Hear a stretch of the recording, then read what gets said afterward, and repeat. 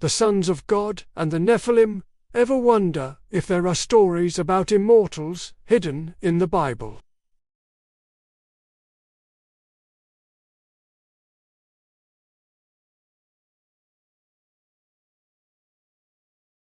Well, buckle up, because today we're re-diving deep into one of the most mysterious and debated passages in the entire Bible, the story of the sons of God and the Nephilim. It all starts in Genesis chapter 6, just before the story of Noah's flood.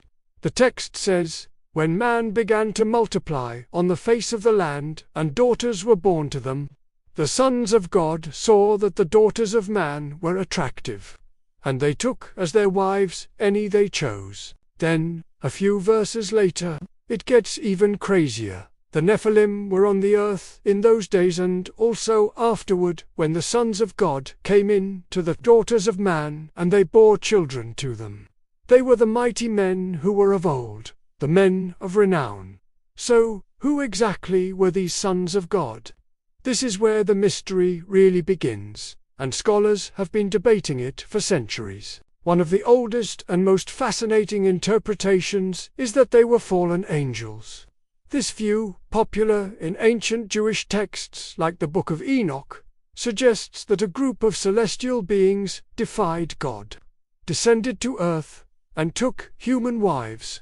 This was a forbidden union, a mixing of the heavenly and the earthly that wasn't meant to be. Imagine that for a second, divine beings, drawn by human beauty, choosing to leave their celestial home for a life on earth. It sounds like something straight out of a modern fantasy epic, but it's right there in ancient scripture.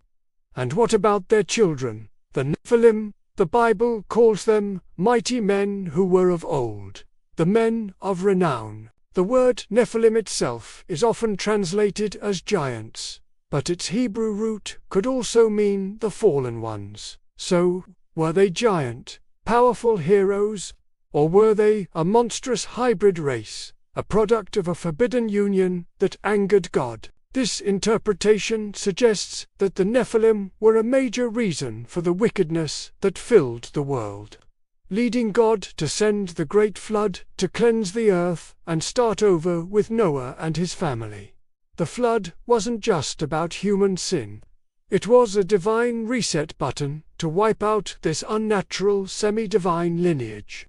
But that's not the only theory. Another prominent view suggests that the sons of God weren't angels at all. Instead, they were the descendants of Seth, Adam and Eve's righteous son. In this interpretation, the daughters of man were the descendants of Cain, the son who committed the first murder. So, the story isn't about angels and humans, but about the intermarriage between two human lineages, one that followed God and one that had turned away from him. The fall in this case was a spiritual one.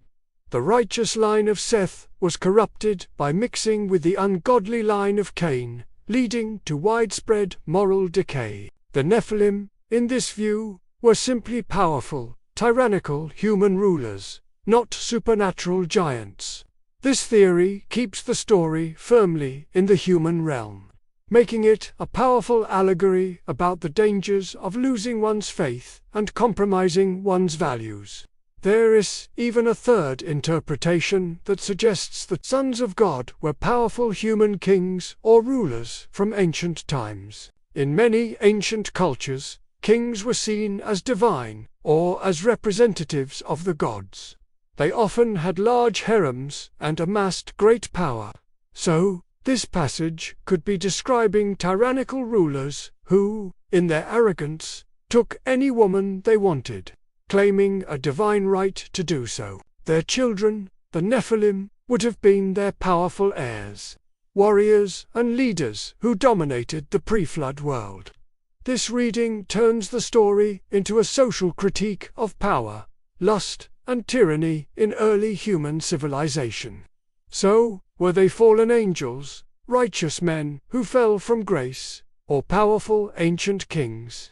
The text is just ambiguous enough to leave room for all these interpretations. What's clear is that something went terribly wrong in the world before the flood. There was a breakdown of the divine order, a blurring of boundaries that led to chaos and corruption. The story doesn't even end there.